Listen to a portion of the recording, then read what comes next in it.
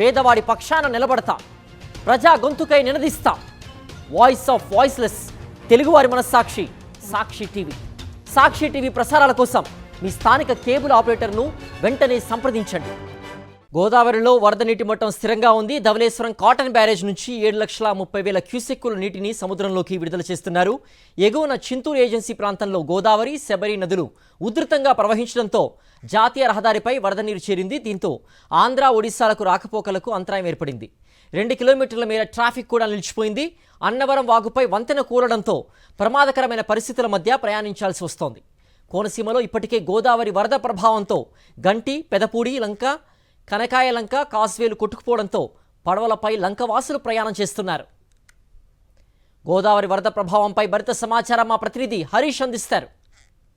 ఎగువన భారీ వర్షాలు కురుస్తుండటంతో గోదావరిలో వరద ఉధృతి ఇంకా కొనసాగుతూనే ఉంది. ప్రస్తుతం అయితే ధవళేశ్వరం కాటన్ బ్యారేజ్ నుంచి 7,28,000 క్యూసెక్ల నీటిని సముద్రంలోకి విడుదల చేస్తున్నారు. 8,30,000 క్యూసెక్ల వరకు వెళ్లిన వరద నీరు కాస్త తగ్గడం ప్రారంభించింది. ఒక్క రోజులోనే 1,00,000 క్యూసెక్ల వరకు తగ్గింది. అయితే ఎగువన వరద ప్రభావం కాస్త పెరుగుతూ ఉన్న కొద్దీ మళ్లీ ధవళేశ్వరం కాటన్ బ్యారేజ్ దగ్గర గోదావరి వరద నీటి మట్టం పెరిగే అవకాశం ఉంది. ఎగువను కురుస్తున్న వర్షాలతో ఏజెన్సీలో వాగులు, వంకలు ఉధృతంగా ప్రవహిస్తున్నాయి. కొండవాగుల ప్రభావంతో ఏజెన్సీలో చాలా గ్రామాలకు ఇప్పటికే చింతూరు డివిజన్ పరిధిలో చాలా గ్రామాలకు రాకపోకలైతే నిలిచిపోయినాయి. మరోవైపు జాతీయ రహదారి 326 మీద వరద నీరు రావడం, శబరి, గోదావరి సంగమం దగ్గర భారీగా వరద నీరు రావడంతో ఈ ప్రాంతంలో జాతీయ రహదారి 326 పైకి వరద నీరు రావడంతో ఆంధ్ర, ఒరిస్సాకి రాకపోకలు పూర్తిగా నిలిచిపోయినాయి. దీంతో పాటు కొన్ని కిలోమీటర్ల మేర అక్కడ ట్రాఫిక్ కూడా నిలిచిపోయింది. 2 ప్రాంతాలకు రవాణా అయ్యే అనేక వాహనాలు కూడా అక్కడ నిలిచిపోవడం జరిగింది. అదేవిధంగా సోకిలేరు వాగు కూడా ఉధృతంగా ప్రవహిస్తుంది. దీని ప్రభావంతో చింతూరు మండల కేంద్రం, చింతూరు డివిజన్ లో చింతూరు మండల కేంద్రం నుంచి విఆర్పురం వెళ్లే రాకపోకలు కూడా పూర్తిగా నిలిచిపోయినట్టు తెలుస్తుంది. దీంతో అనేక గ్రామాలకు, గిరిజన గ్రామాలకు, దాదాపు 10-15 గ్రామాలకు ఈ ప్రాంతాల నుంచి రాకపోకలు సాగించేందుకు తీవ్ర స్థాయిలో అవాంతరాలు ఏర్పడ్డాయి.